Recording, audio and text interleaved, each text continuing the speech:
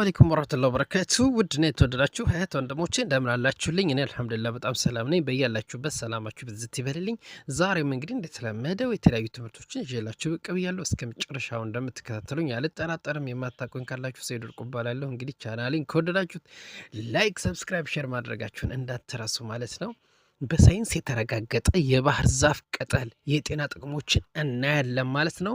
ባህር ዛፍ ለሀገራችን እንግዳ እንዳልሆነ ይታወቃል። አመቱን ሙሉ ከአረንጓዴ ቀለማቸው ከሚዘልቁት ዛፎች መካከል ባህር ዛፍ ተጠቃሽ ነው ማለት ነው። ውልደቱን አውስትራሊያ ያደረገ ይህ ዛፍ በመላው ዓለም 700 ዝርያ ያሉት ሲሆን በየትኛውም የሀገራችን ክፍል ብንሄድ እናገኘዋለን። በእርግጥ ከጥንት ጀምሮ ዛሬ ድረስ ጉንፋንን ከቤት ለማባረር እናቶቻችን ቅጠሉን ቤት ውስጥ ቀቅለው ያጥኑናል ይላል። እንግዲህ ይህን የምታስታውሱ ትኖራላችሁ ብዬ ገምታለሁ። ወደ ሀገር ቤት ሄድ ብላችሁ አስታውሱ እስኪ። እሺ፣ ለመሆኑ በሳይንስ የተረጋገጠው የባህር ዛፍ ቅጠል ወይንም ዘይት የጤና ጠቀሜታ ምን ናቸው? እስኪ አንደኛ ለሳል፣ ሁለተኛ ለጉንፋን፣ ሶስተኛ ለኢንፍሉዌንዛ፣ አራተኛው ለጉሮሮ ህመም፣ አምስተኛው ለሳይንስ፣ ስድስተኛውና ለብሮንካይትስ ለመሳሰሉት የመተንፈሻ አካላት ህመም ለመፈወስ ይረዳል ማለት ነው። ሰባተኛው ለትኩሳት ነው። ስምንተኛው ለፊኛ በሽታ ነው። ዘጠኝ በንፍጥ ወይንም በደም የተሞላ አፍንጫን ማለት ነው ለመክፈት ከፍተኛ ጠቀሜታ አለው ማለት ነው። አስረኛው ጋር ስንሄድ የጡንቻ የመገጣጠሚያ ህመምን ያስታግሳል ይላል። 11ኛው ጋር ስንሄድ ለጥርስ መበስበስና ሽታ እንዲሁም የአፍ ውስጥ ጀርሞችን ይዋጋል። በመላው ዓለም የታወቀው ሰማያዊ ማስቲካ ከባህር ዛፍ ዘይት የሚሰራ ነው። ቅጠሉን ወቅጦና በውሃ በጥብጦ መጉመጥመጥ የአፍ ውስጥ ጤናን ይጠብቃል ማለት ነው። 12ኛው ጋር ስንሄድ ቅጠሉ ፋላቮኖይድስ ወይም ታኒስ የተሰኘ ንጥረ ነገር ይዟል ማለት ነው። ይህም ማቃጠልን ወይንም ብግነትን ይከላከላል ይለናል። 13ኛው የደም ስኳርን ይቀንሳል። 14ኛው ጭንቀትንና ውጥረትን ለመቀነስ ይረዳል። 15ኛው ጸረ ባክቴሪያ ስለሆነ ለቆዳ ጤንነት እጅግ ጠቃሚ ነው። 16ኛው ለፈንገስና ለቆዳ ቁስል መድኃኒት በመሆን ያገለግላል። 17ኛው ለነፍሳት ማባረሪያነት ያገለግላል።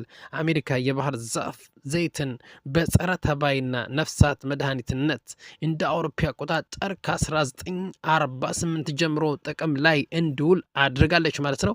19ኛው ለወባ ትንኝ፣ ለመዥገር፣ ለዝንብ፣ ለሸረሪት ማባረሪያነት ከባህር ዛፍ የሚሰሩ መድኃኒቶች በመላው ዓለም ጥቅም ላይ እየዋሉ ይገኛል ይለናል ማለት ነው።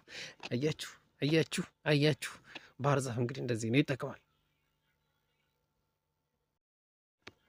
እሺ፣ ሌላው የምናየው ማስመለስን እንዴት መከላከል ይቻላል? ሃው ቱ ፕሪቬንት ቮሚት ማስመለስ ማለት ከማቅለሽለሽ በኋላ የሚመጣ ሲሆን በሆዳችን ውስጥ የሚገኙ የምግብ ይዘቶችን ኃይል በተሞላበት ሁኔታ ወይንም መልኩ ከሰውነታችን የሚወገድበት መንገድ ማለት ነው። በአንዳንድ አጋጣሚዎች ማስመለስ በፈቃዳችን ሊከሰት ይችላል። ቢሆንም ቅሉ ይህን ክስተት ብዙ ሰዎች የሚጠሉት ጉዳይ ነው ማለት ነው። በራሳቸው የሚፈልጉ ሰዎች አሉ፣ ነገር ግን በራሱ ጊዜ ሲመጣ ደግሞ የማይፈልጉ ሰዎች አሉ ማለት ነው። ማስመለስን እንዴት መከላከል እንችላለን? ማስመለስ ከመከሰቱ በፊት የምንከላከልባቸው ብዙ መንገዶች አሉ። ከእነዚህ ዘዴዎች መካከል አንደኛው የሚመገቡትን ምግብ መመጠን። ብዙ ምግብ መመገብ በተለይ በቅባት፣ ስኳርና ካሎሪን የተሞሉ ምግቦች ማስመለስ እንዲከሰት ያደርጋሉ ማለት ነው።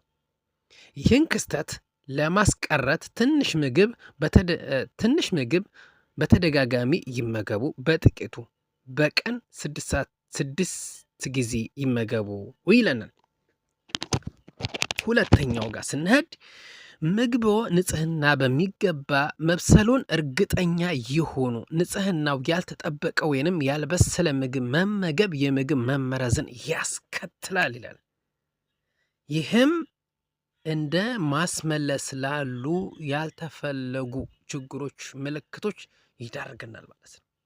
ሶስተኛው የአልኮል አወሳሰደውን ይመጥኑ ለሚለው እኔ እንኳን አትጠጡ ነው ብሎ ብዙ አልኮል በምትወስዱበት ጊዜ ሰውነታችሁ ጎጂ የሆኑ መርዛማ ንጥረ ነገሮች ለማጣራት ከባድ ስራ ውስጥ ይገባል። ይሄም ጫና ማስመለስን ያስከትላል። አራተኛው ከተመገቡ በኋላ ወዳው የአካል ብቃት እንቅስቃሴ አያድርጉ።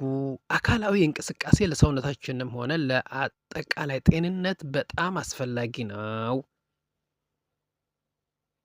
ስለዚህ እናንተ ግን ወዳው በልታችሁ እንቅስቃሴ ብታደርጉ ሌላ ችግር ትፈጥራላችሁ ማለት ነው። ነገር ግን ከተመገብን በኋላ ወዳው ፈጣን እንቅስቃሴ ማድረግ ሆዳችን እንዲቆጣ ስለሚያደርገው ወደ ማስመለስ ሊያመራ ይችላል ማለት ነው። እንግዲህ አንዳንድ ሰዎች የማያውቁ ሰዎች አሉ፣ ግጥም አድርገው በልተው ከዛ በኋላ ስፖርት ነው ብለው ሊሰሩ ይችላሉ። ስለዚህ ይሄ ችግር ይፈጥራል ነው።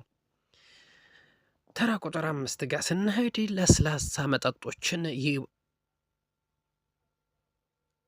መጠጦችን ይሞክሩ ይላል። ጋዝ ያላቸውን ለስላሳ መጠጦችን ይውሰዱ ወይንም ይጠጡ። ጋዝ ያላቸውን ለስላሳ መጠጦችን ይውሰዱ ወይንም ይጠጡ። ከመጥፎ ሽታ ይራቁ። መጥፎ ሽታ ወይንም ጠረን ያለበት አካባቢ በሚገኙበት ጊዜ በሆዲዮ ውስጥ ያለው ምግብ ለመውጣት የማይፈታተነው ሰው የለም።